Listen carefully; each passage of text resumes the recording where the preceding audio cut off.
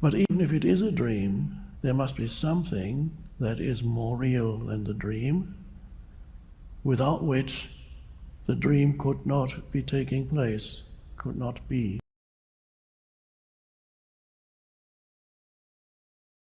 Here we focus on being, because most humans are suffering from a dreadful affliction, which we may call forgetfulness of being.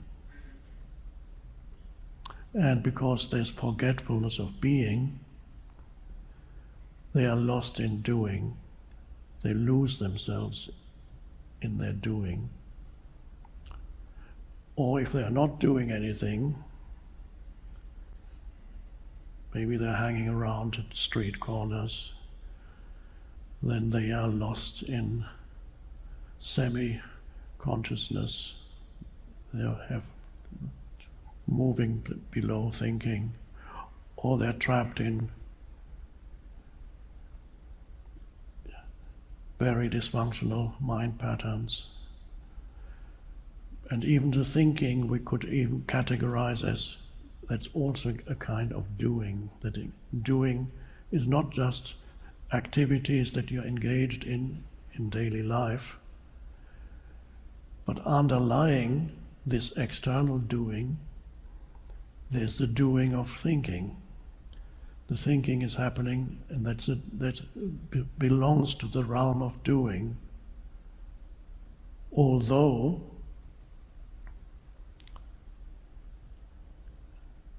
in most cases, it's not you who does the thinking. You are not doing it. It is a doing, but really thinking is something that happens to most people. It's not something they do voluntarily as a choice. So thinking happens to you, one could say. So I sometimes say you don't think, you are being thought. You're being created by the involuntary and compulsive movement of thought that is conditioned by the past. And this involuntary compulsive movement creates a mind-made kind of entity, a sense of self, and this entity is the ego, and for most people that's who they perceive themselves to be.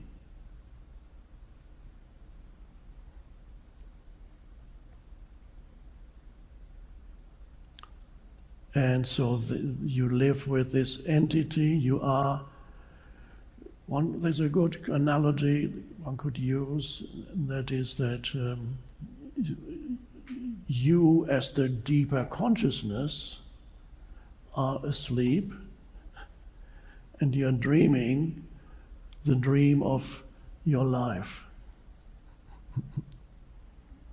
Occasionally you might wake up briefly, and then you fall back into the dream state, which is whatever drama is happening in your life, whatever situations are happening in your life. So there's a personality or person that's a dreamlike entity. From the point of view of the awakened consciousness, you can clearly see that when you retrospectively, perhaps, as you awaken, you look back on your life, and you can see how many unconscious things happened that you were involved in, that you participate in, and so on. There was a whole drama unfolding, sometimes not so bad, and at other times really dreadful, and a kind of nightmare in some cases.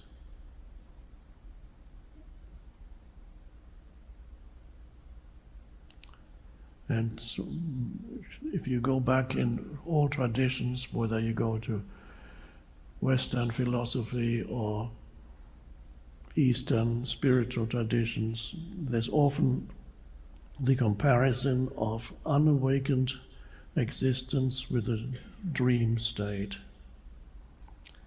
Many Western philosophers also have questioned it, and is life a dream?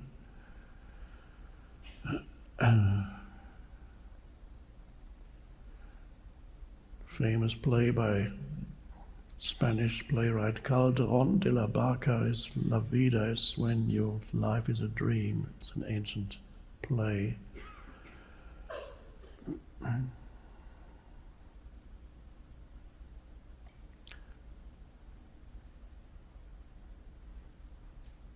So the extent to which you are still identified with you as a person, you may still be trapped in the dream. It is possible that as you sit here, or wherever you sit, or stand or lie, the awakened being is emerging, has emerged, partially or maybe fully.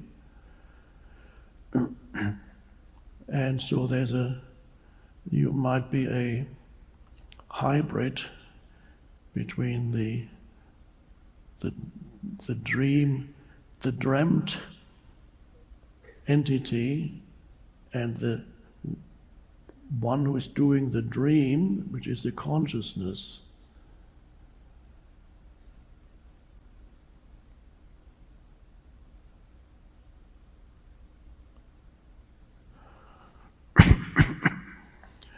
You've probably heard of lucid dreaming, which means this is actual dreaming when you're asleep and you dream.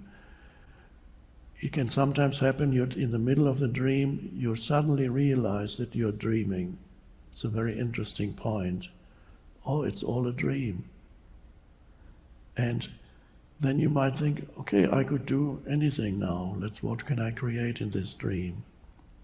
In most cases, this doesn't last very long because the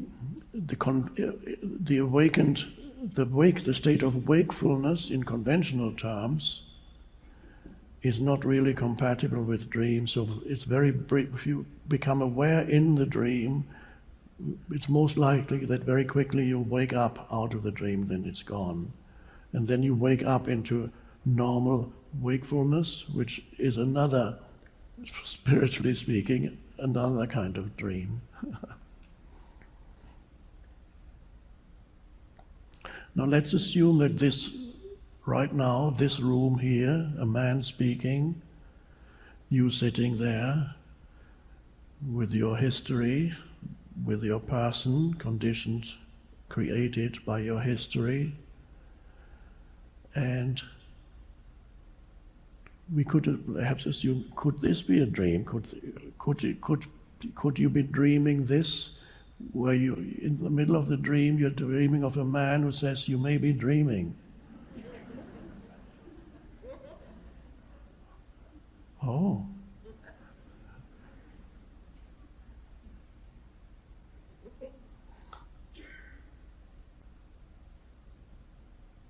And let's assume for a moment that that is the case, that you're actually dreaming this very place, situation, everything is your part of your dream.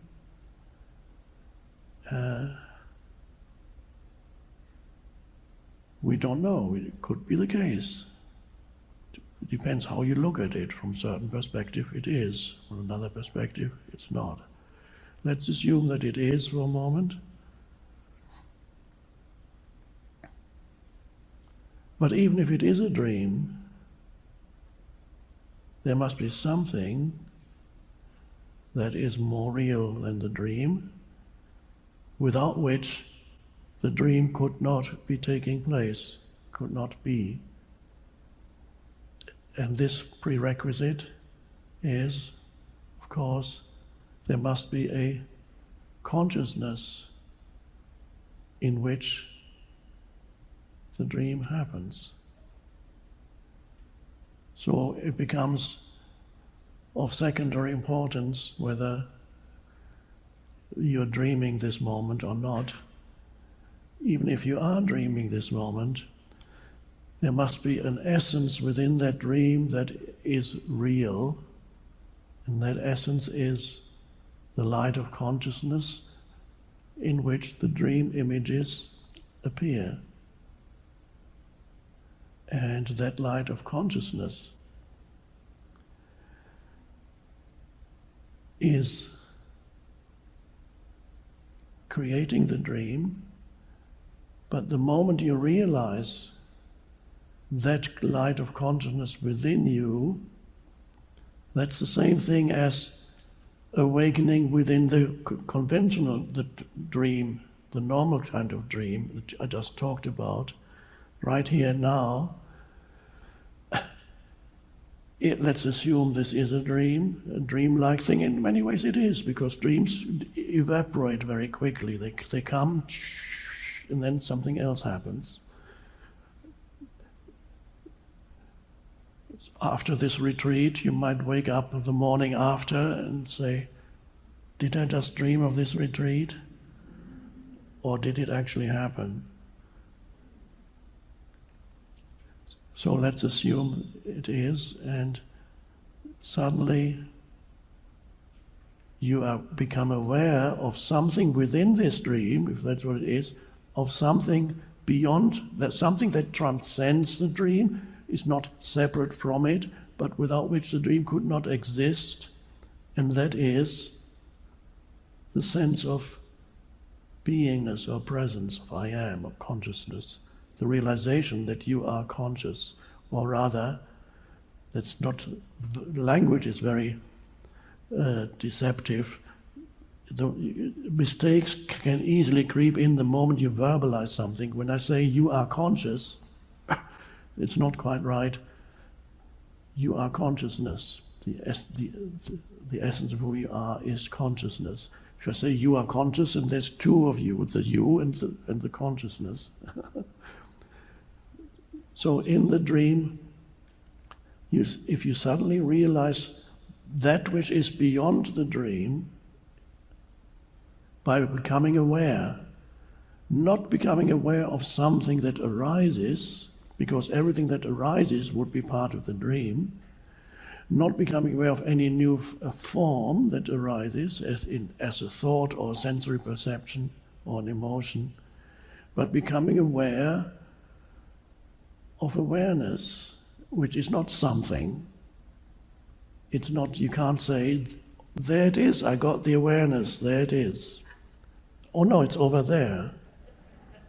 I just had it, but it's gone now.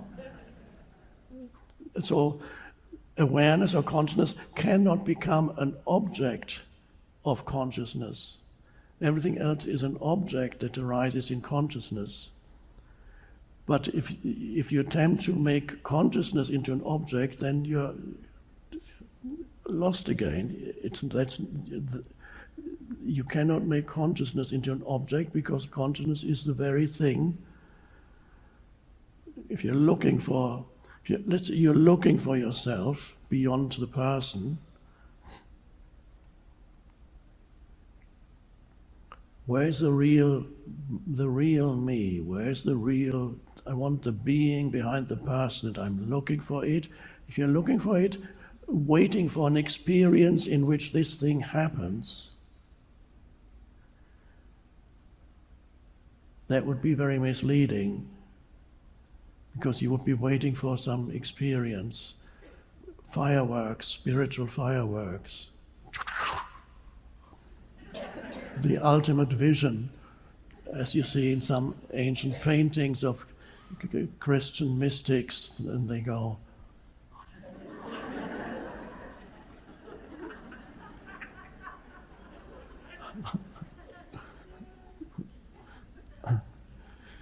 and you can't have that for that long. I mean, the vision is there. How long is it going to last?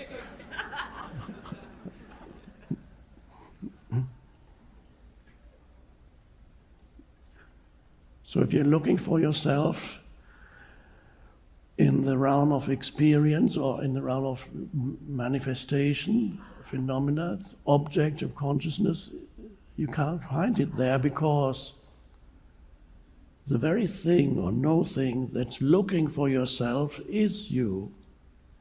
It's like a flashlight. You use a flashlight to find the flashlight. I'm looking for the flashlight.